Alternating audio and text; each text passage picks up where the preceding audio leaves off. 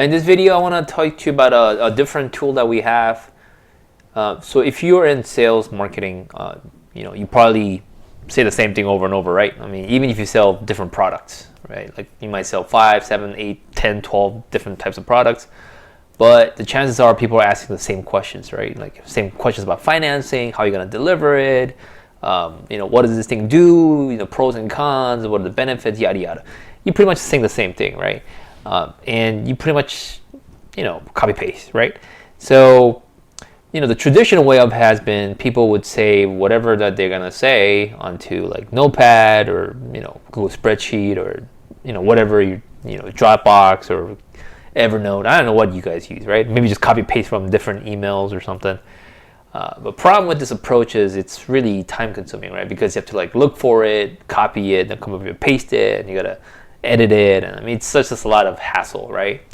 So that approach is really sort of, it wastes your brain power, so to speak, right? Because you have to like do all these things like, okay, which tab is it, like which column, which line is it, if you use like desktop application, right? You have all these texts everywhere, and you have folders and you can tag them and stuff like that, but it's still a lot of brain power, right? So it's kind of like this mindless thing that takes a lot of your brain power and really doesn't do anything, right? So here's a better way, right? Wouldn't it be better if you have different emails that you send out on a regular basis, probably on a daily basis, right? You pretty much say the same thing, so why not just have shortcuts, right? So wouldn't it be, for example, if you had this long email on this dot intro, you see it pointing to the intro. If you just type dot intro, it would just type this out for you, or you just type in dot invoice and it just types out this invoice stuff. Or if you just type in dot remind one, or if you have multiple reminders, you could just kind of have a shortcut way of doing it. This is actually not a new thing. A couple of other extensions, or there's other apps that do this type of stuff. But anyway, it's built in and you can actually have access to it. So the way you do that is, let me show you. So if you go to the GetSalesFox dashboard, right? So there's this thing called shortcut keys. By the way, this requires that you install the GetSalesFox Chrome extension. So if you don't have the extension, you kind of need it. So I'm assuming you have it if you're watching this video. Okay, so you just go to new shortcut, right? And then it asks you what shortcut you want to use. You can use like letters. I don't recommend you use like words like the, obviously, because what happens is it's gonna look for the word the and replace it.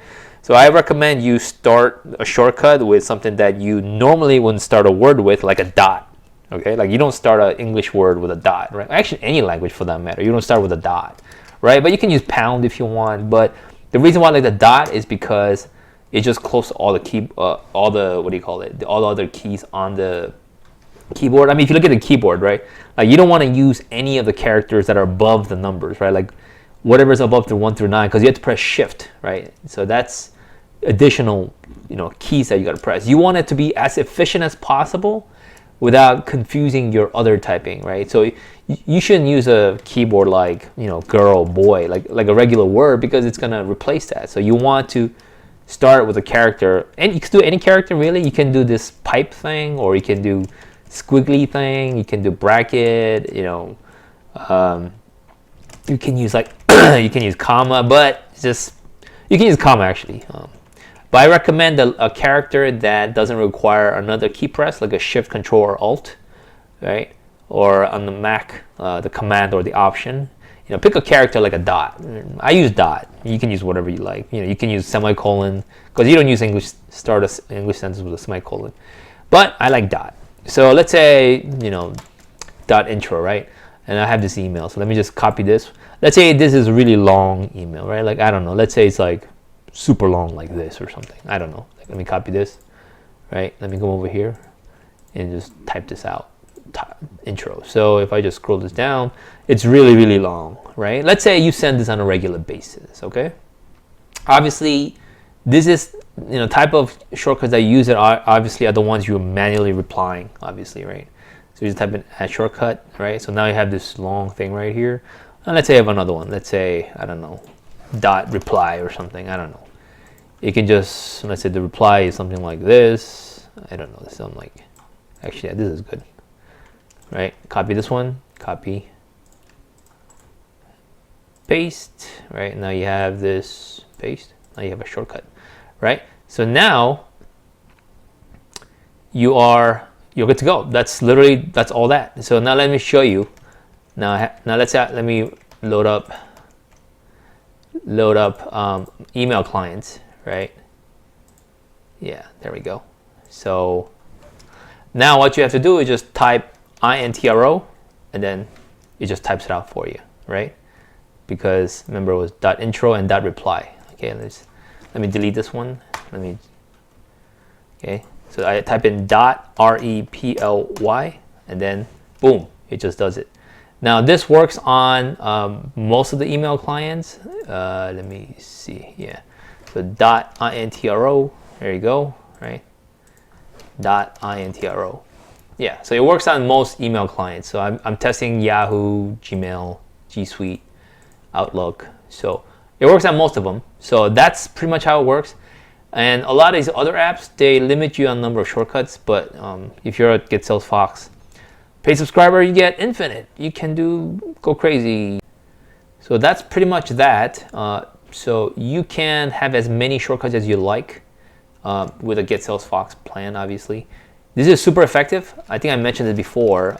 So, this service that I run, firedamageproperties.com, and there's a couple of other stuff that I run as well too. But this is the one where I've used this the most extensively. So we do a lot of email outreach for this type of stuff, because a lot of people that work in this business, they're not in front of a computer a lot, because you can imagine if they're fighting fire and they're like doing all this restoration stuff, they're not like looking at social media, they're not looking at ads and stuff, they're literally out, right? They're doing work. So a lot of times we have to do outreach, and a lot of times they do respond back with tons of questions, and often it's really they ask the same probably 20 or so, probably top three being asked maybe 70% of the time, but there's probably like 15, 20 other ones where people do often ask. So what we do is we just set up a bunch of shortcut keys, right? And we have it templatized, like we would like do this. Of course, then you have to actually manually change this, right? Like you have to like literally like this stuff, like hey, where is it? Yeah.